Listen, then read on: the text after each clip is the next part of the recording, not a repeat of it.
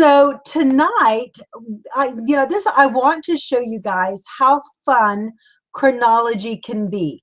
A lot of us tend to think of chronology as something that is boring, something that is about watching paint dry because it's all dry, because it's all about numbers, it's all about formulas, and it's all it has no place as far as history is concerned, and as far as the Bible. It's almost as though you're like, well, what does it really matter? Well, tonight I would like to show you why it matters and how it really causes the entire scripture to come alive.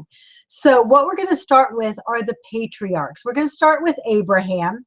Now, Abraham, as you read in Genesis, like right around Genesis 11:12, he leaves Ur of the it's not Ur of the Chaldeans yet, but it is the land of Ur, and he travels to Haran.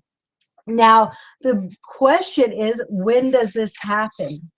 And when you reconstruct, and I think we touched on this last week, but the way that you reconstruct is that you have to have some benchmarks in Israel's history, and you build backwards. So some of the benchmarks that we use and that we based our chronology on are the destruction of Solomon's temple in 587 BCE. We build back the reign lengths of the monarchy, the kings that reigned over Israel and Judah. We build those backwards. But we have another checkpoint, and that would be Jehu and Ahab's interaction with Shalmaneser, king of Assyria. That provides another check and balance to our chronology as we build it backwards.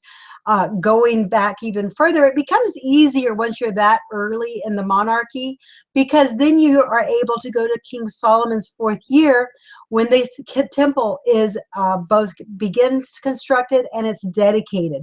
So that provides another check and balance. And then again, the invasion of Egypt into Jerusalem provides another checkpoint.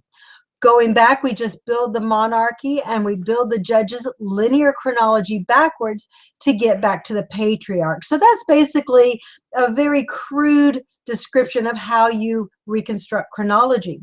So when we get to Abraham and we've reconstructed this chronology backwards, we discover that Abraham lived, he was born in 2268 BCE. Now, I'm going to say this number with a disclaimer, which we're going to come back to in a minute, because there is a variable of 215 years at this point. But just know that it's right around the first option. Option 1 is 2868. Now, the interesting thing with this is that when Abraham is coming out of Ur, what we know archaeologically is that Ur had a great deal of turmoil during this time period. The temple corporations were amassing land as people became indigent. Your temple corporations, and they really functioned, think of them as a huge conglomerate Walmart, where they not only offered products and services, they, on the other side of the store, they offered temple rituals and access to God. Maybe that was on aisle 15 or something, but that would be kind of the concept. So as this corporation, this priesthood, amassed more wealth, they ended up displacing families, because what would happen, the temple would become very large, and the people would become very indigent. The temple could make products and services cheaper, provide them at better rates than what individuals could on their own. So then individuals could not afford to sustain their own property. They couldn't afford to make a living and sell their goods and services. So the temple would come in, they would buy their lands, and as the temple began to buy more and more private property, you find that there was this migration out of Ur as people sought new lands outside of the temple realm. So they would not have been affected by the temple prices. They would not have been affected by the temple labor as far as trade is concerned. You find that the temple, in addition to having cultic attributes, they would employ people, and these people, a lot of them would be displaced off of their family property, and they would come to live inside the temple precinct in like a little 8-by-8 room. And for the rest of their life, they would either become a potter, they would do basket weaving. And we know from anthropology studies that when you look at the remains, the human remains of the people that were likely working in these environments, basket weavers show, parts of their fingers are just really worn to the bone, display terrible arthritis, because you're doing one particular trait over and over and over again all of your life. It really wears down your body as far as the redundancy of that particular action. So this is the environment that Abraham lived in. This would have been his home. So the reason why he leaves Ur is that there is a collapse of civilization with the priesthood amassing too much power, and the priesthood really becoming disproportional in relationship to your average citizenry. So when Abraham leaves, he's not the only person that's leaving Ur. There's actually this massive wave of migration of a lot of other people out of Ur as well. So that's just kind of a historical background to Abram. Now we're going to look forward at some of the key points in Abraham's life. When he's 75 years old, he comes to Canaan. He leaves Haran and he comes to Canaan. He marries Hagar 10 years later when he's 85 years old. Ishmael is born the following year when he's 86. When he's 99 years old, he is told he will have a son, and that son is born at his age of 90, when Sarah is 90 and he is 100. This would have been in 2168 BCE. So this would again, of course, been 100 years after his own birth. Now, when we go forward, we find that Isaac, his birth is very easy to reconstruct. And the way that we reconstruct linear chronology is we take the age, we start at 0 with a person's birth, and we add to that their age at which their son or daughter, if that is given, is born. From there, we take that son's age and we add his age to that number at which he has his own son. And so we just keep building that. They're building blocks where we kind of stair step it down, and that's how we reconstruct a linear chronology.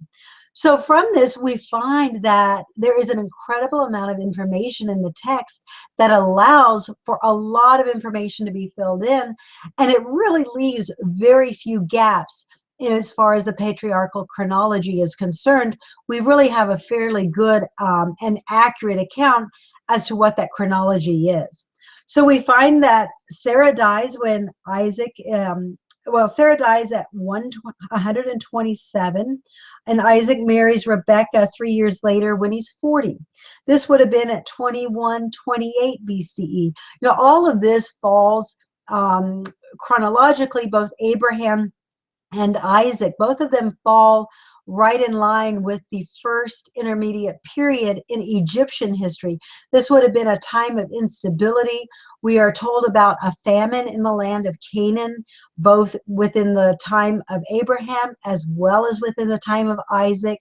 This is very much in line what we find historically within Egypt's records, where you have massive migration from Canaan into Egypt because of the famine throughout the Levant. So, history, it's amazing when you get down to the correct time period that you do find some cogencies. No, there is not a mention of Abraham per se, but we do find the scenarios, birth in Ur and again in Egypt, that are very much in support of the history as we have it in Scripture.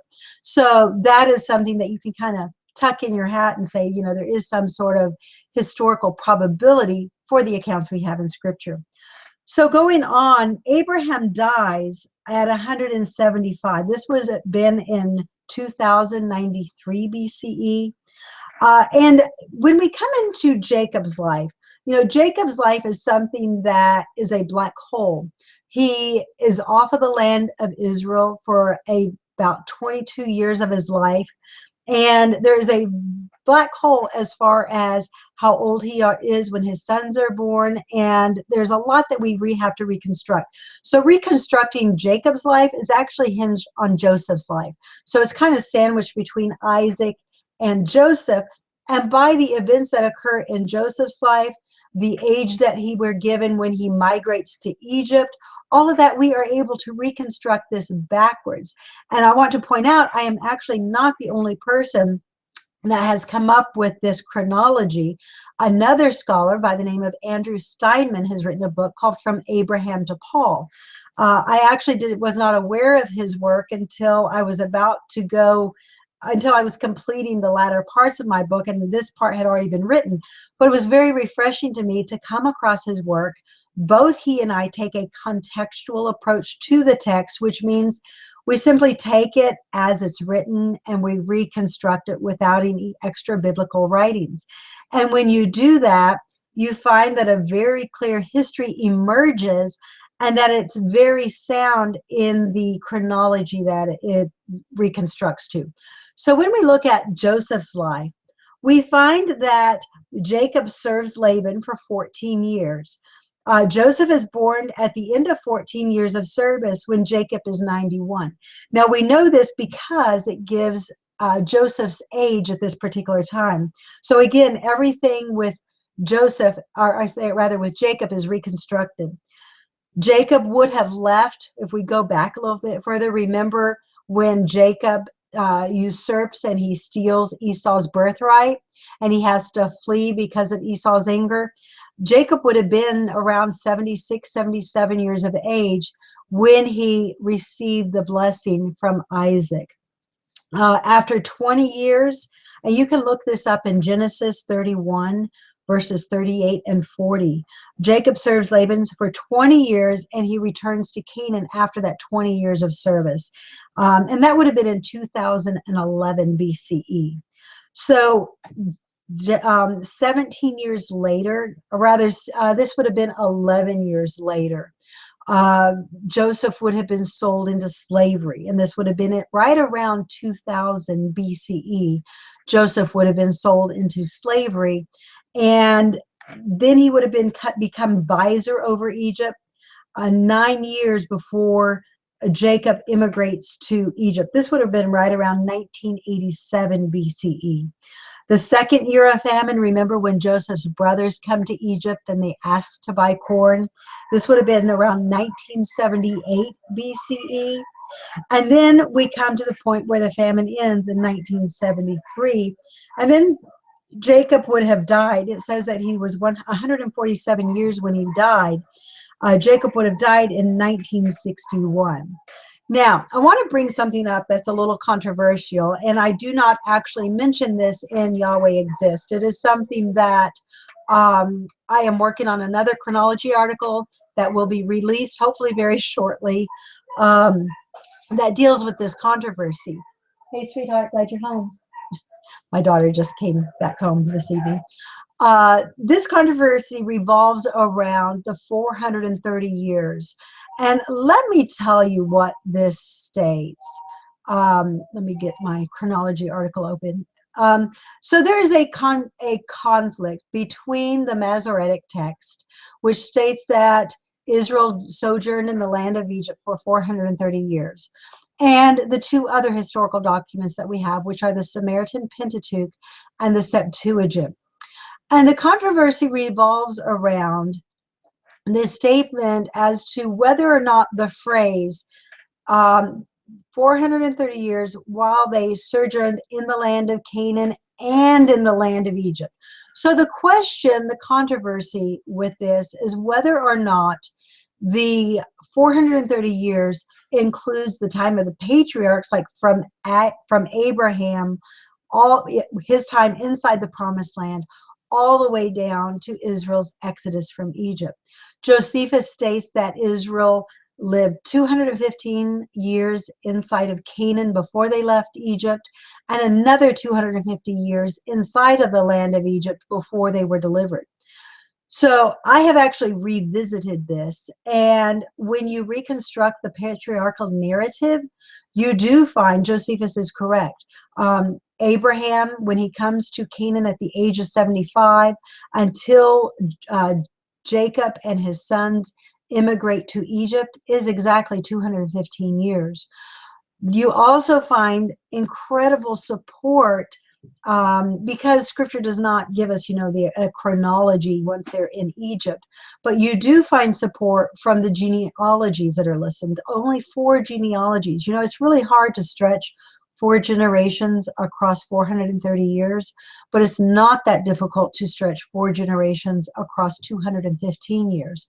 So archaeologically, you find, and I will be presenting this evidence in a forthcoming book, is that archaeologically there is a tremendous support for a 215-year sojourn within the land of Egypt. So that is, I have indeed amended my position on this, so I just wanted you guys to be aware of that, so that the sojourn in Egypt actually includes 215 years in Canaan, and then the 215 years in Egypt. So it's a much shorter duration. But this actually makes sense, because when Abraham comes to Canaan and God contracts the promised land covenant with him right there in Genesis 15, he tells him that it will be 430 years until his children come out of Egypt. This doesn't make a whole lot of sense. Where do we begin? Where do we end? But when you take that 430 years beginning with Abraham coming into Egypt, and then it ends, it expires when Israel comes out of Egypt on Aviv 15th, it fits that chronology perfectly. So you have about 3 or 4 different pegs that really support the 430 years beginning at the time when Abraham comes into Egypt. Now, let me just mention, we've talked about this before, the idea of 430 years. In Genesis 15, God says that he is allotting 430 years for the sins of the Amorites to come into their full.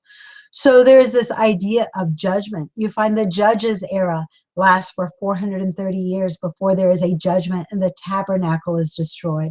Same thing with the monarchy. It exists for about 436 years before it is destroyed, and there is another judgment.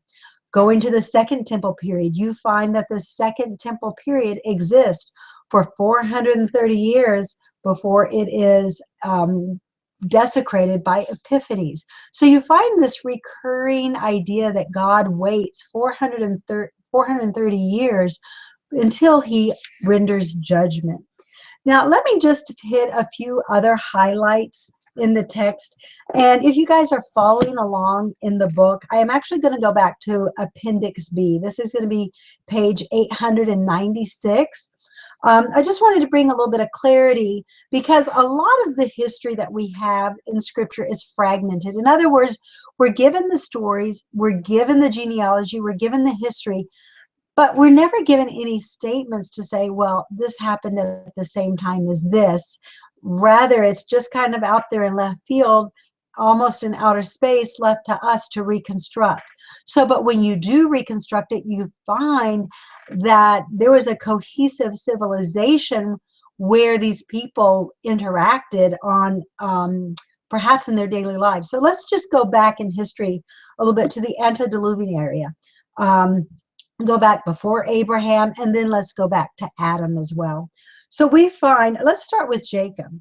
When Jacob was 120 years old, Isaac dies.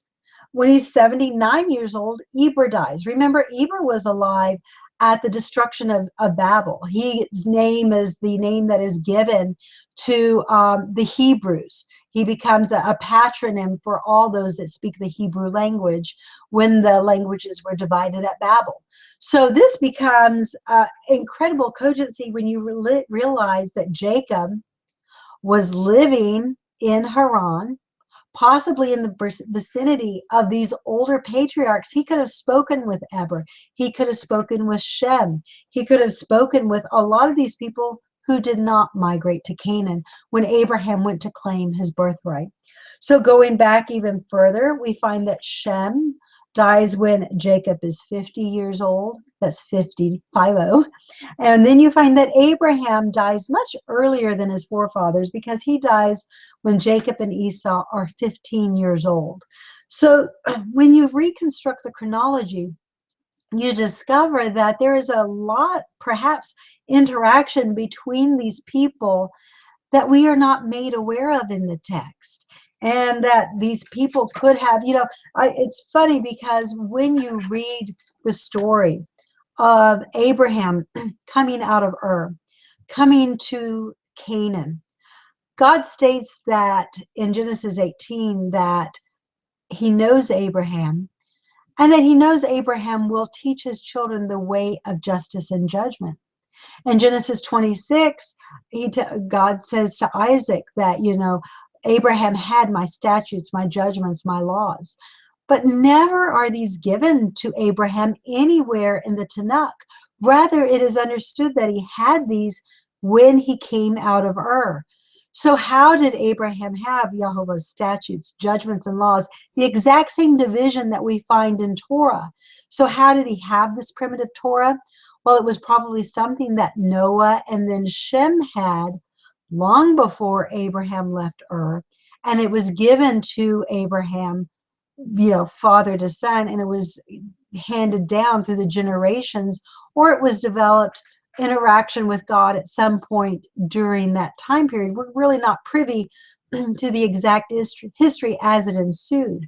But what we do know is that Abraham did indeed have it, and that there would have been a great occasion for interaction between Abraham and Shem, and then also for Jacob and Shem within Mesopotamia. And so let's go back even further. Shem lived all the way until the days of Abraham, Isaac, and Jacob. Noah, right there, they lived through the flood. So they actually lived before the flood, and they had contact with Methuselah. Methuselah lived, 1,000 years almost. And believe it or not, both Shem, Noah, Methuselah all reach back to Adam. So when you look at the short time period between Jacob and Abraham, you have, as far as contact and interaction between generations, you have you have Adam, you have Noah, you have Shem, and then you have Abraham and Jacob. So you're talking 3 generations from creation where these people would have been able to interact, exchange ideas, and that there would have been this incredible forum for exchanging truth and ideas and disseminating, not evolving, because you have the same person living through all of this time period. So as far as a transmission of Torah, whether at this early point in time before Abraham, if it would have been oral or written, it really doesn't matter, because you have the same people living. The least amount of people that you have transmitting history, the less likelihood there is for error. When it is just 3 people, 3 degrees of separation versus, say, 50 degrees of separation, it really makes that truth value a whole lot stronger. So that is something I just wanted to add in there, because it is relevant, and this is really our only opportunity to discuss this before we move on. So what is fascinating in the story of the migration of Joseph's brothers to Egypt is that his brothers come to Egypt in Nisan 1978. They came to Egypt at the time of harvest. So historically, when we read with the Exodus accounts, when it says that that they left 430 years, from the day that they entered Egypt, all this kind of stuff. Well, it may not be 430 days since they entered Egypt, but it would have been 430 years since the promise that Yehovah gave to Abraham. And it would also be 430 years for that promise, and 250 years from inside Canaan. So there's just simply a corruption of the text in that period. But the important thing is that it was Aviv 15th when they did leave, simply because they would have also come to they would have come to Egypt during the springtime, when there would have been the normal Egyptian harvest, when food stores would have been brought into the storehouses. So historically, from an archaeological point of view, from just a agricultural point of view, it leads incredible historicity and validity to the stories that we have in the text. So that pretty much concludes the patriarchal side. Now we're going to move into the synchronism of the kings. Now let me bring up for a moment the work of the scholar who really makes our study of chronology possible, and his name is Edwin Thiele, and he lived in the late 1800s, early 1900s. And Edwin Thiele really took the first scholarly approach to chronology and demonstrating a lot of ways and methods by which Israel's chronology could be reconstructed. So, and every scholar today really uses his methods. I do disagree with Thiele on one point, and it has, a lot of scholars have also agreed with Mr. Thiele on this, and this is the use of synchronisms. In the books of Kings and Chronicles, we are told that one particular monarch began to reign, and say in the 3rd year of his reign, another monarch in Israel began to reign. And then it might say in the 4th year of Israel's monarch reign, a king of Judah began to reign. So you're kind of stair-stepping it down, and you're building it kind of zigzagging. And this is called synchronism. You're synchronizing the kings of Judah to the kings of Israel, and then your kings of Israel to the kings of Judah. And by doing this, it really alleviates a lot of the inconsistencies. It alleviates a lot of the discrepancies that we have in the historical record. And this is because what Scripture does not tell us, what the kings list of Egypt and Mesopotamia do not tell us, is that a lot of times when a king reigned, say 40 years, say 10 of those years may be eclipsed by his son, during which time father and son shared a co-regency. Co-regencies are not always reflected. They're not mentioned within the historical narrative. They're not mentioned in Scripture all the time. Sometimes they are, and we're going to see some exceptions to this.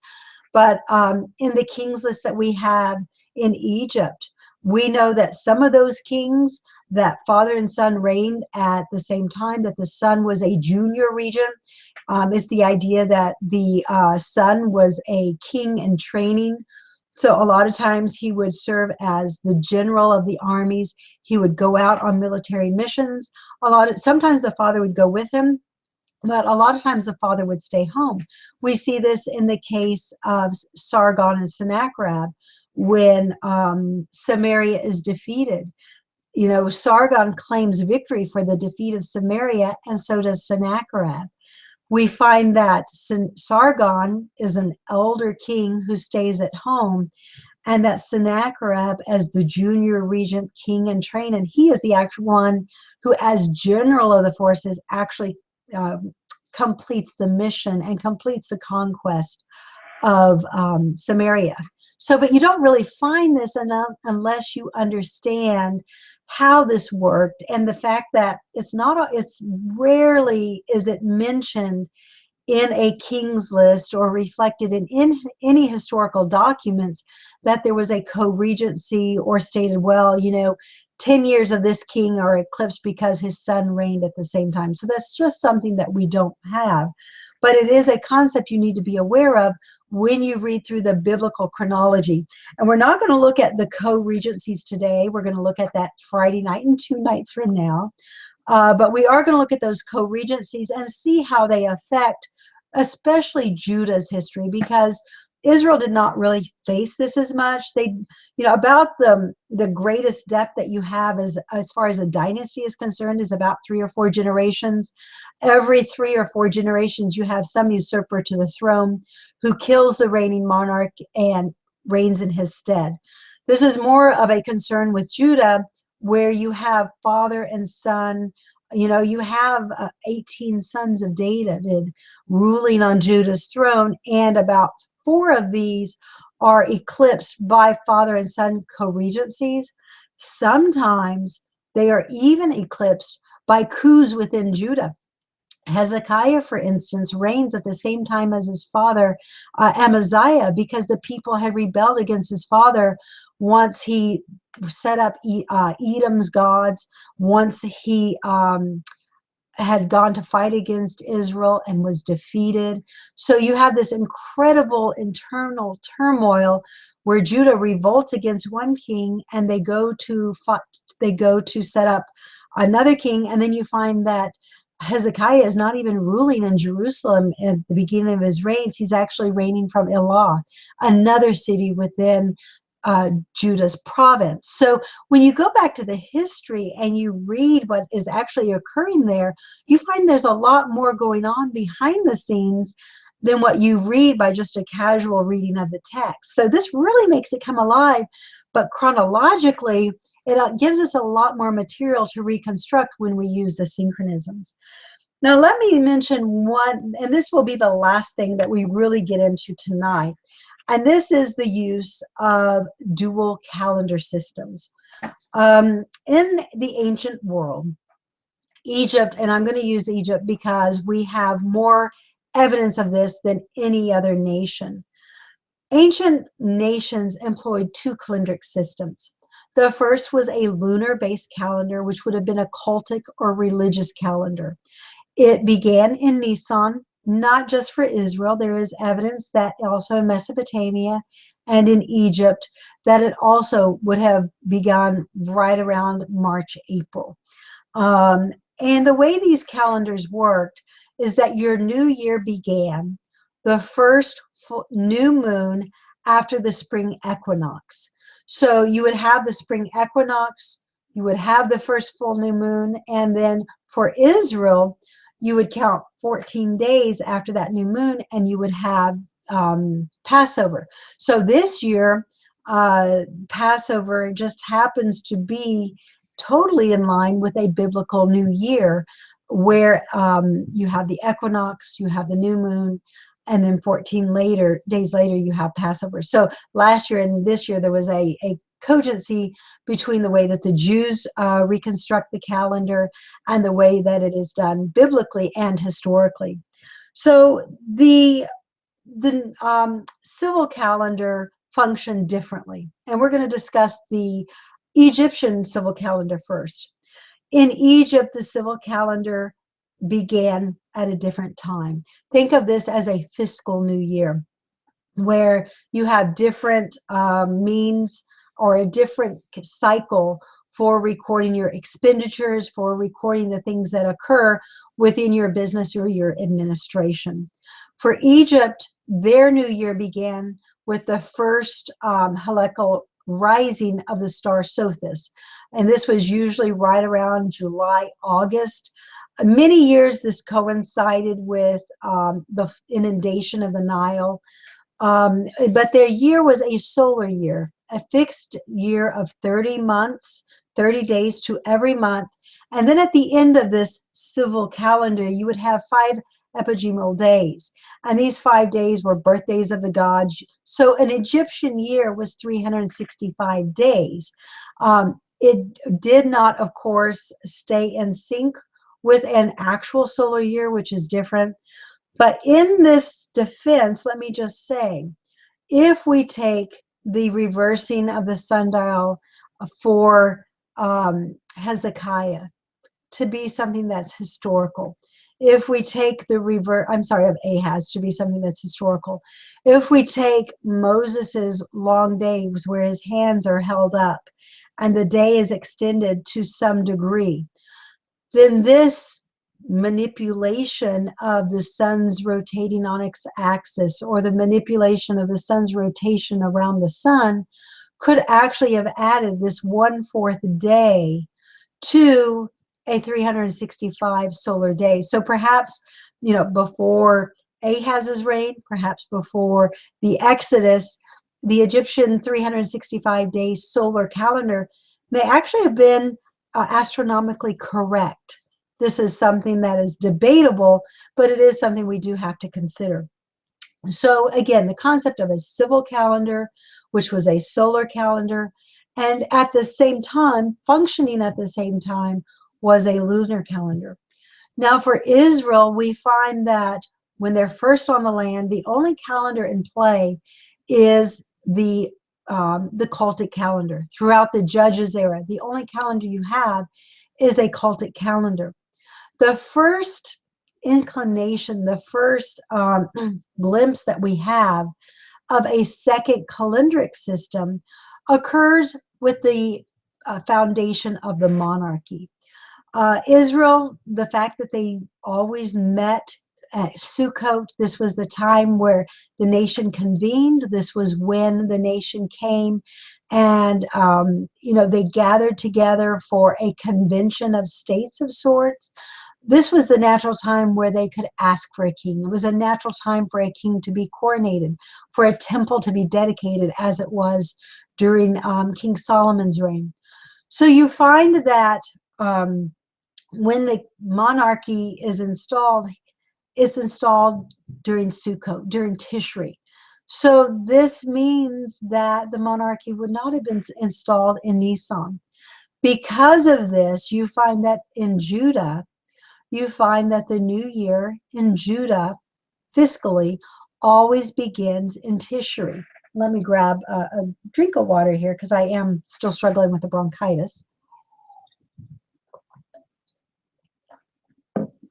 So you find that the reason, have you ever wondered why Jews today celebrate Tishri as the new year and they do not celebrate Nisan as the new year, which you look at Leviticus 23, it's very obvious that the new year occurs in Nisan and not in the 7th month.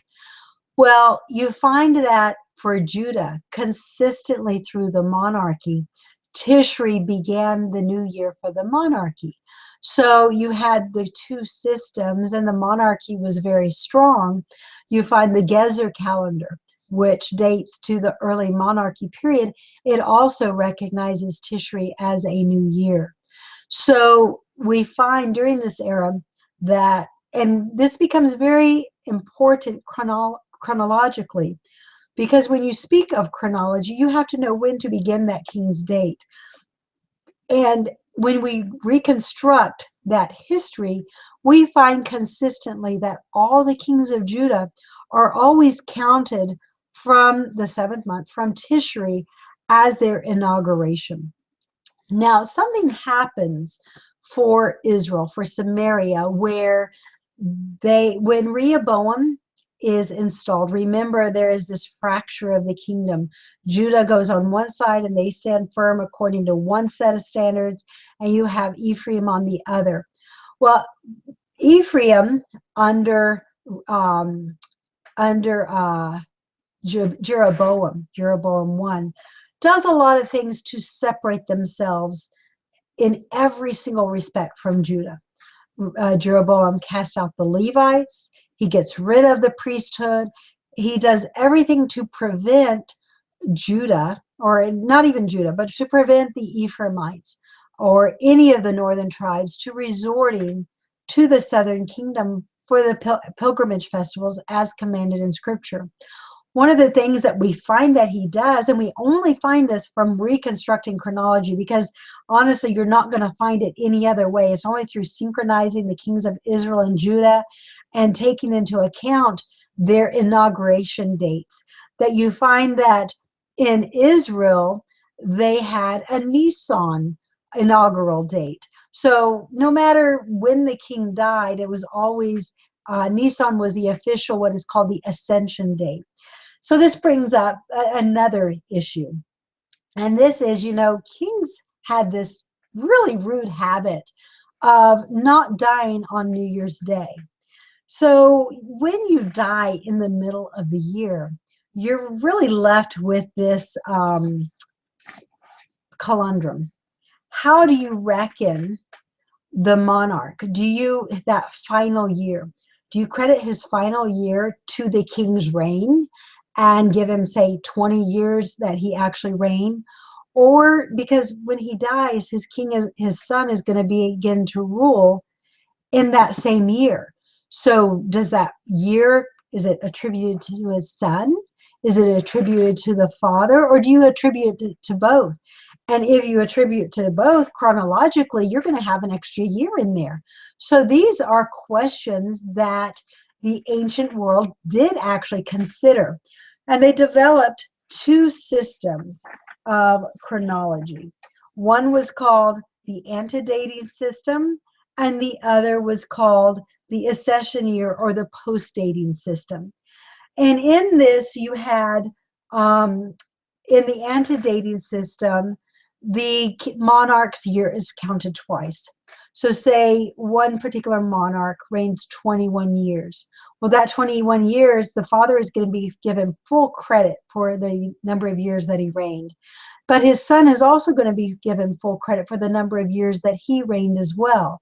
So that last year is understood to overlap.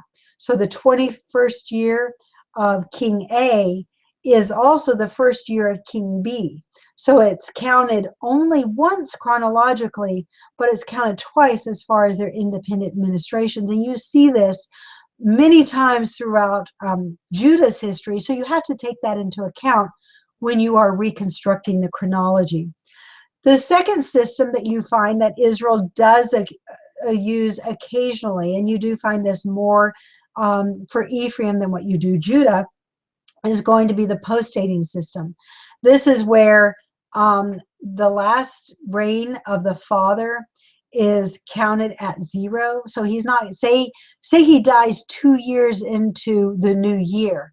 Well, he's not going to be given any credit for that year. Or maybe he dies 2 years before Nisan, the Nisan anniversary date or ascension date. He's not going to be given credit for any of that year. Full credit for that year will be given to his son and his predecessor. So that is how that works as far as chronology is concerned. And we're going to look at that in greater detail next week when we look at some of the co-regencies for Judah, and when we see how these synchronisms allow us to reconstruct an accurate chronology, but also uncover some errors in chronology. The chronology as we have it has been transmitted from scribe to scribe for over 500 years before it was really codified. So we do find that there is at least 1 or 2 errors in that original text. But given the vast amount of information that we have over the rule of over 18 kings, we only have 2 errors, and they're very minor errors. When you have those, that's really a very small rate of error, and it really demonstrates the validity of the text. And thankfully, we have other means by which we can reconstruct that text to present and preserve a valid chronology. So just to recap a few things here, there were 2 calendars in play. Once the monarchy is established, you have a civil calendar, which functioned as a fiscal calendar. And this is really why you see Jews still holding to a Rosh Hashanah, a new year in the fall versus the spring, which biblically it is the spring. This does not mean that the cultic calendar ceased to exist. Rather, it coincided at the same time. You had a lot of Levites that served dual functions. Both David and Samuel installed the Levites in administrative positions and functions under the monarchy. So they would have kept one set of records for their duties as far as the cultic duties, another set of records as far as the monarchy and their duties to the king. So just keep that in mind as you consider this information. The other thing that you find when we go back to the idea of 430 years, there is a possibility that the 430 years began with the day Abraham came into Canaan, and it ended with Israel's deliverance out of Egypt. So it would have been 215 years that the patriarchs would have lived in Canaan, and 215 years that Israel would have lived in Egypt and then been oppressed the latter part of that.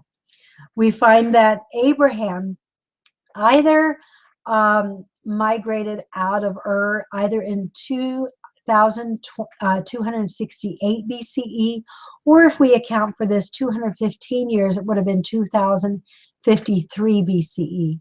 Another piece of trivia, the destruction of Sodom and Gomorrah, the two dates. Believe it or not, when you reconstruct Abraham's life, we are told in Genesis 18 exactly when Isaac would be born. And because of that, we know that it corresponds with the destruction of Sodom and Gomorrah. We can date that to either 2169 BCE, or if we take into account the 215 years later, it would be 1954 BCE. So this gives us some really firm dates on which to work with and on which to build a knowledge of Scripture. And when we take into this, beyond this, the fact that there were only 3 degrees, maybe at most 4 degrees of separation, separating Jacob and Abraham from creation, Adam, Methuselah, Noah, Shem, Abraham, 3 degrees of separation there as far as contact, where truth, where Torah, knowledge of the way of Jehovah, the direct, the way of life in which to live and which to walk. 3 generations for that to be passed from father to son. It really lends an incredible amount of truth to the historical record. So that concludes tonight's coverage of chronology, and I hope you can see that chronology is just not a whole lot of boring dates. Chronology gives you the context to make the stories in Scripture come alive, to give them the historical background that brings it all together into one story and one picture. So at this point, I'm going to open it up to questions and comments. Just feel free to post whatever you have. And we will have class this Friday night, and we will just continue forward. We will complete our chronology chapter. I did post another book schedule to the Yahweh Exists page. So I'll invite everyone, if you haven't liked the Yahweh Exists page on Facebook, I invite you to like it. There is a new reading schedule posted where I've tried to break it down into tad bits so it's easy to follow. But do we have any questions or comments? And so great to see you here, Stephen and Joanne and Jeff. And I'm so glad my hubby could make it tonight. I think he's usually doing with the kids, so it's great to have you here tonight, hon. So any questions or comments? So, and hopefully Friday night, not only will we get rid of Minnie, we'll get rid of the frog in my throat as well. So, okay. And another reminder, in 2 weeks, there will not be any class.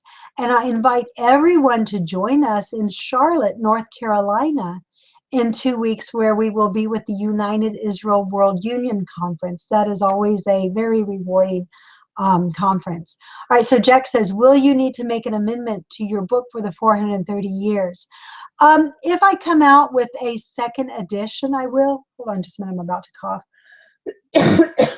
But more than likely what I will be doing is simply allowing the chronology book that is forthcoming to address it in greater detail, because I have about 5 things that I'm adding as far as considerations for the biblical chronology to the patriarchal and judges era, and I'll likely just allow that book to cover that information rather than correcting it in the original volume.